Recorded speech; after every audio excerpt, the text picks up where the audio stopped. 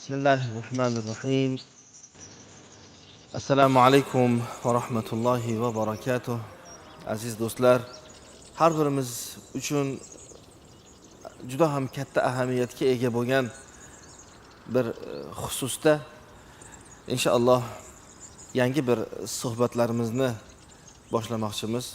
Har bir mo'minning orzusi, hayolidagi eng katta bir umidi Alloh azza va jallani mo'min bandalari uchun tayyorlab qo'ygan ulug' bir dargohi, mehmonxonasi jannat haqida bo'ladi. Jannat der ekanmiz. Albatta ko'z o'ngimizda nozu ne'matlar bilan to'lib toshgan, gulu rayhonlar bilan bezangan, rohat va farog'at bir maskani, makoni, ya'ni kim qanchalik bir ma'lumotga ega, qaysinimiz bir ko'p bilamiz, qaysi birimiz oz bilamiz. Qisqa qilib aytadigan bo'lsak, bir maza qilib bir yashaydigan bir joy ekanligini hammamiz shunday xayol qilamiz.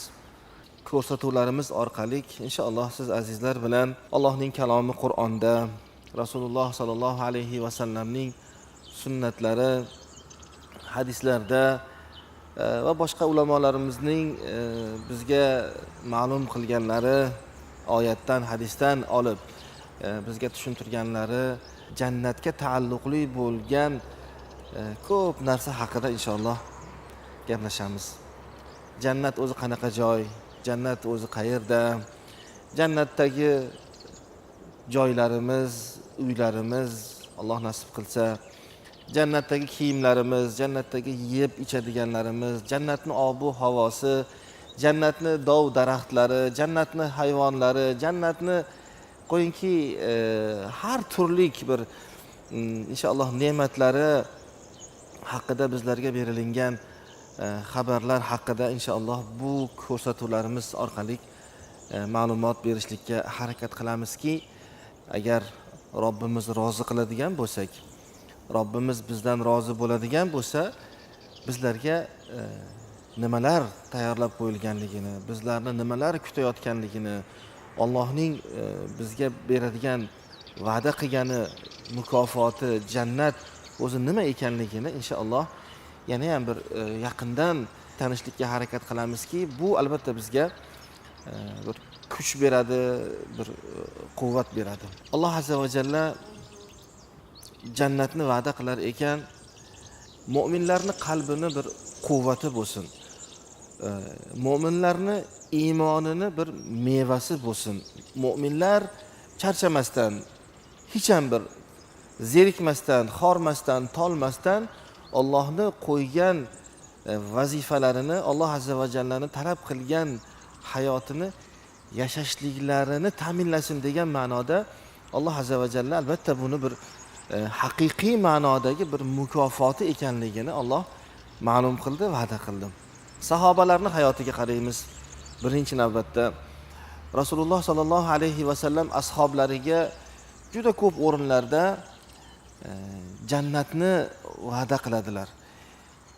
Jannat, men shu ishni qilsam menga nima bo'ladi ya Rasululloh deganlarida, senga jannat bo'ladi.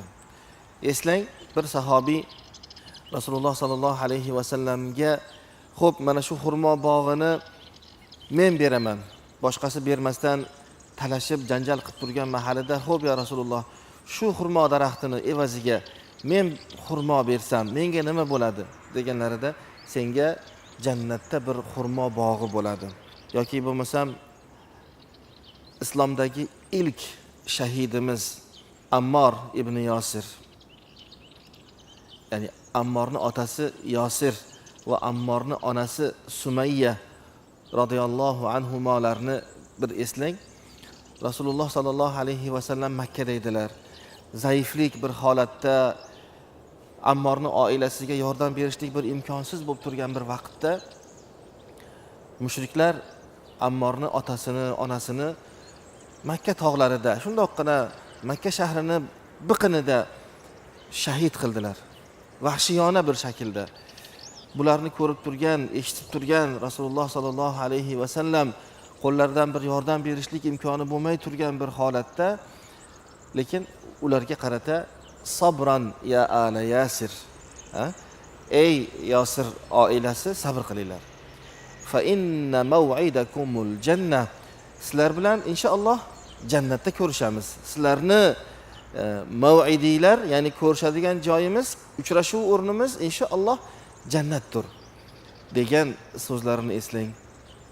Albatta bu so'zlardan ta'sirlangan Yosir otasini shahid berib, onasini shahida berib, sabr qilib Rasululloh sallallohu alayhi va sallamni yonida oxirigacha sodiq turgan kishilardan birlari. Rasululloh sallallohu alayhi va sallamni vafotlaridan keyin Yamoma kunida, Yamoma jangi bu murtadlar bilan bo'lgan bir jang maydonida musulmonlar orqaga qarab qocha boshladilar. Shunda Ammor ularni oldilariga chiqib, yo'llarini to'sib, ey musulmonlar, nima qilyapsizlar? Jannatdan qochyapsizlarmi? Bu nima gap? Jannatdan qochiladimi? deb ularni oldilarini to'sdi va men Ammorman, men mana bu yerdaman deb atrofiga ashoblarni, sahobalarni to'plab yana yangitdan dushmanga qarshi hamla qildilar. Shu va shunga o'xshagan holatlar shunchalar ko'pki, sahobalar, tobiinlar, salafi solihinlar va hattoki mana bugungi kunimizga qadar demak hayotimizda jannatga bo'lgan iymon, jannatga bo'lgan ishonch, jannatni haqiqiy qadrini bilishlik, bu hayotda haqiqiy ma'nodagi bir fidokorlik, haqiqiy ma'nodagi bir amalni siz va bizlarda paydo bo'lishligiga sabab bo'ladi inshaalloh.